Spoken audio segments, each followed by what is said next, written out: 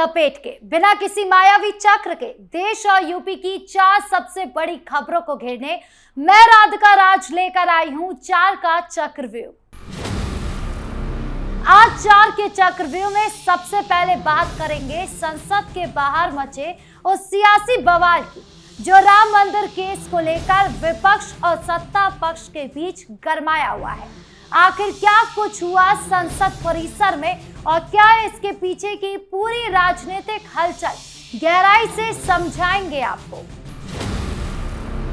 खबरों में आगे बढ़ते हुए बात करेंगे सीजेपी प्रोटेस्ट की, जहां छात्र आंदोलन के नाम पर देश के प्रधानमंत्री के खिलाफ अमर्यादित भाषा का इस्तेमाल करने वाली लड़की पर पुलिस ने सख्त एक्शन लेते हुए एफआईआर दर्ज कर दी है। क्या ये पूरी घटना आपको बताएंगे। तीसरी खबर शाहजहांपुर से जुड़ी है, जहां एक मजार को लेकर हुए भारी हंगामे और विरोध के बाद आखिरकार उसे खुद गिरा दिया गया। क्या है इस पूरे मामले की पूरी सच्चाई और कैसे भड़का था विवाद, बारीकी से आपको समझाएंगे। 4 के चक्रव्यूह के आखिरी हिस्से में बात करेंगे चंदौली में पकड़े गए एक बड़े साइबर फ्रॉड नेटवर्क की, जहां ऑनलाइन गेमिंग स्कैम और फर्जीवाड़े का पर्दाफाश करते हुए पुलिस ने कई राज्यों तक फैले इस जाल का भांडाफोड़ किया है। हर एक पहलू गहराई से आपको समझाएंगे, तो चलिए बिना किसी देरी के शुरू करते हैं 4 का चक्रव्यूह। सबसे पहले बात करते हैं संसद के बाहर राम मंदिर केस पर मचे हुए सियासी बवाल की। संसद का मॉनसून सत्र चल रहा है। इस दौरान विपक्ष ने एक बार फिर से सरकार को घेरने का पूरा प्रयास किया। संसद के बाहर विपक्षी दलों के नेताओं ने राम मंदिर से जुड़े बयानों और राजनीतिक मुद्दों को लेकर जोरदार विरोध प्रदर्शन किया। जो प्रदर्शन कम और नुक्कड़ नाटक ज्यादा नजर आ रहा है। सबसे पहले आपको वो वीडियो दिखाते किस तरह से संसद के बाहर बवाल किया गया।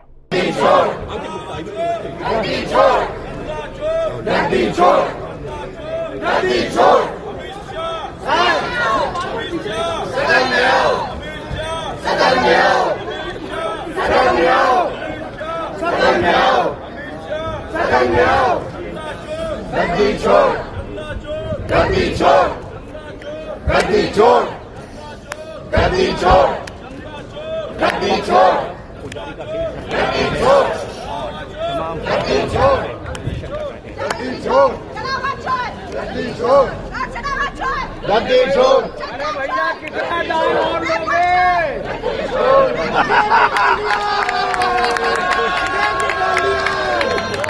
पॉकेट के लिए नहीं दिया था। हाँ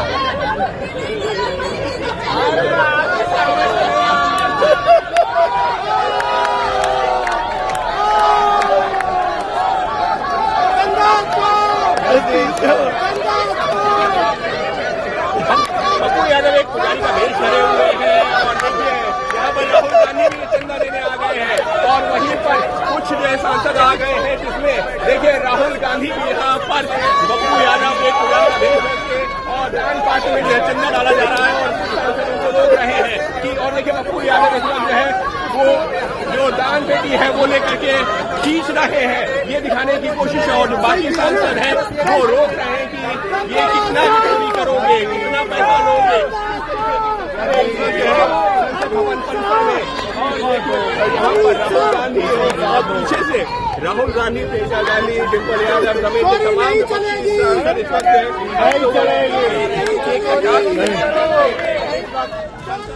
वीडियो में आपने देखा किस तरह से समाजवादी पार्टी हो, कांग्रेस हो या फिर कोई और विपक्षी दल हो, वहां के नेता ने सरकार की नीतियों पर तीखे सवाल उठाए, राम मंदिर का मुद्दा उछाला और हाई वोल्टेज ड्रामा भी किया।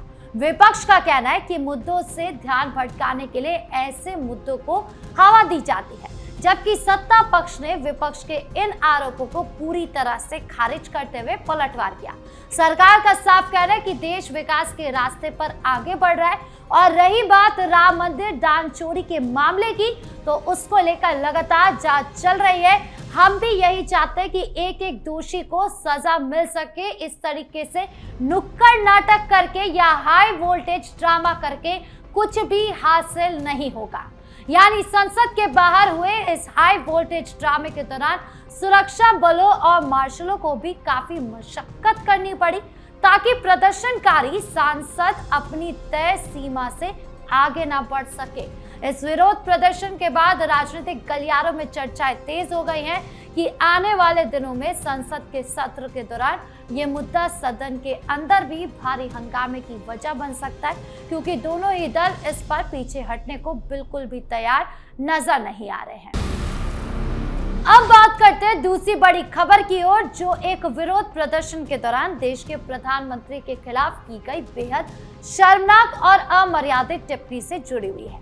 हाल ही में हुए एक प्रोटेस्ट के दौरान एक वीडियो सोशल मीडिया पर आग की तरह फैल गया, जिसमें एक लड़की सरेआम देश के प्रधानमंत्री नरेंद्र मोदी के खिलाफ बेहद फूहड़, गंदी और आपत्तिजनक गालियां बकती हुई साफ तौर पर नजर आ रही है और सबके सामने बक रही है। इस वीडियो के सामने आते ही सोशल मीडिया प्लेटफॉर्म पर आक्रोश की आंधी सी उठ गई और देश के कोने कोने से आम नागरिकों, युवाओं और सामाजिक कार्यकर्ताओं ने कड़ी निंदा की। लोगों का कहना था कि राजनीतिक मतभेद या विरोध जनता हर नागरिक का लोकतांत्रिक अधिकार है, लेकिन इसका ये कतई मतलब नहीं है कि विरोध की आड़ में देश के शीर्ष संवैधानिक पद पर बैठे प्रधानमंत्री के खिलाफ इस तरह की घटिया और अभद्र भाषा का इस्तेमाल किया जाए। जनता के भारी दबाव और सोशल मीडिया पर उठ रही सख्त कार्रवाई की मांग को तुरंत संज्ञान में लेते हुए संबंधित पुलिस प्रशासन ने बिना कोई वक्त गवाए ताबड़तोड़ कार्रवाई करना शुरू कर दिया।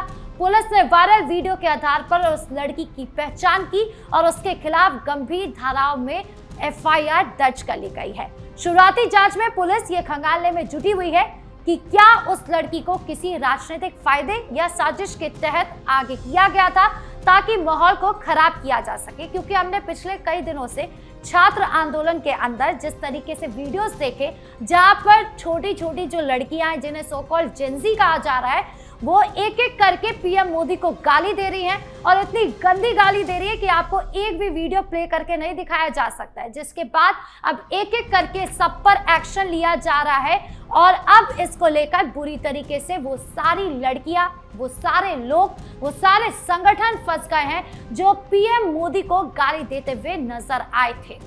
भाषा का प्रयोग करने के पीछे क्या कोई संगठित गिरोह है या राजनीतिक मोहरा काम कर रहा है, ये सब कुछ देखा जा रहा है। और जैसे अब ये एक्शन शुरू हुआ है तो जिन लोगों ने गाली दी थी वो धीरे धीरे माफी का भी वीडियो जारी कर रहे हैं ताकि अब उनके ऊपर एक्शन ना हो, लेकिन सीएम योगी की सरकार हो या फिर तमाम पुलिस, उन सब ने यह सुनिश्चित कर दिया है कि किसी को भी बख्शा नहीं जाएगा। देश के प्रधानमंत्री का अपमान देश बिल्कुल नहीं सहेगा।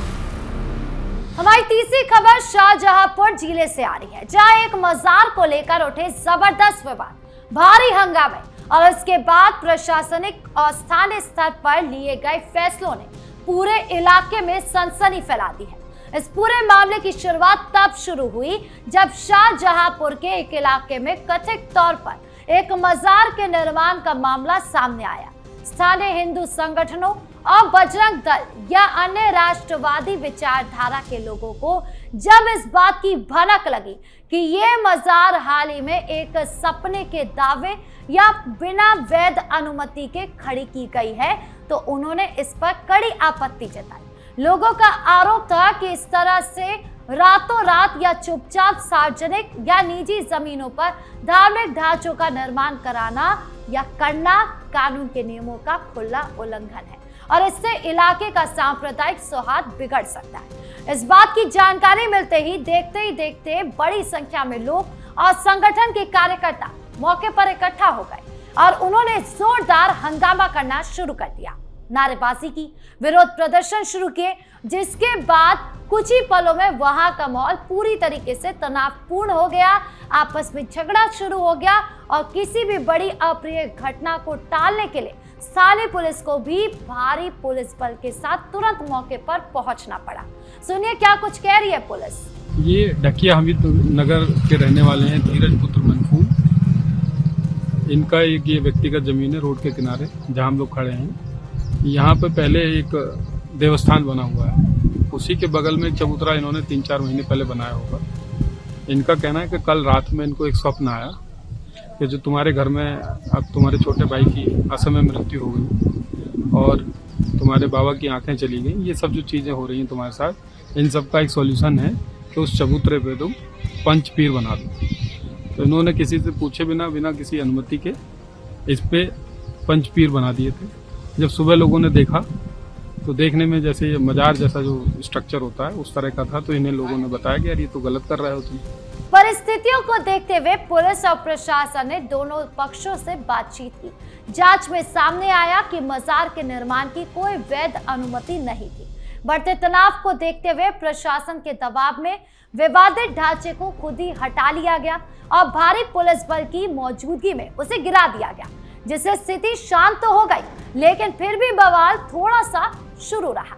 शाहजहांपुर प्रशासन ने इलाके में सुरक्षा कड़ी कर दी और स्पष्ट किया कि अवैध निर्माण के खिलाफ सख्त कार्रवाई आगे भी जारी रहेगी, चाहे कितना भी माहौल बिगाड़ने की कोशिश क्यों ना की जाए। अब 4 के चक्रव्यूह के आखिरी हिस्से में बात करेंगे चंदौली की, जहां पर पकड़े गए एक बहुत बड़े साइबर फ्रॉड और ऑनलाइन गेमिंग स्कैम से मामला और ज्यादा गर्मा गया है। चंदौली पुलिस ने एक बड़े फर्जीवाड़ा का पर्दाफाश करते हुए साइबर ठगों के एक ऐसे रैकेट को दबोचा है जिसके तार देश के कई अलग अलग राज्यों से जुड़े हुए हैं। जांच के दौरान पुलिस के हाथ जो खुलासे लगे वो हैरान कर देने वाले थे। पुलिस ने आरोपियों के पास से भारी मात्रा में डेबिट कार्ड और अन्य इलेक्ट्रॉनिक उपकरण बरामद किए। शुरुआती जांच में सामने आया कि ये ठग ऑनलाइन गेमिंग और फर्जी स्कीम्स के जरिए भोले भाले लोगों को अपना शिकार बनाते थे और उनकी गाड़ी कमाई हड़प लेते थे। स्कैम का जाल देश के कई राज्यों में फैला हुआ था, जिसके चलते पुलिस अब इसके मास्टरमाइंड और बाकी सहयोगियों की तलाश में जुट गई है। इस तरह के साइबर अपराधों पर लगाम लगाने के लिए पुलिस लगातार तकनीक का इस्तेमाल कर रही है और लोगों से अपील भी कर रही है कि वो किसी भी तरह के लुभाने ऑनलाइन वाले ऑफर्स या फिर गेमिंग स्कैम के चक्कर में बिल्कुल भी ना आए, वरना उनकी जितनी भी मेहनत की कमाई है वो पूरी की पूरी छीन सकती है। तो 4 के चक्रव्यूह में आज के लिए बस इतना ही। संसद के बाहर राम मंदिर केस पर मचा सियासी बवाल, पीएम के खिलाफ अभद्र टिप्पणी करने वाली लड़की पर हुई सख्त एफआईआर, शाहजहांपुर में मजार को लेकर हुए हंगामे के बाद दी गई कार्रवाई और चंदौली में पकड़ा गया देशव्यापी साइबर फ्रॉड का जाल। ये सभी खबरें बताती है कि देश और उत्तर प्रदेश में राजनीति, कानून व्यवस्था और प्रशासनिक सख्ती, साइबर अपराध से जुड़े मामले किस तरह से ताबड़तोड़ एक्शन और हलचल जारी रखे हुए हैं। आपकी इस पूरे मामले को लेकर क्या राय है, कमेंट बॉक्स में जरूर बताएं। वीडियो को लाइक करें, शेयर करें और चैनल को सब्सक्राइब करना ना भूलें। धन्यवाद।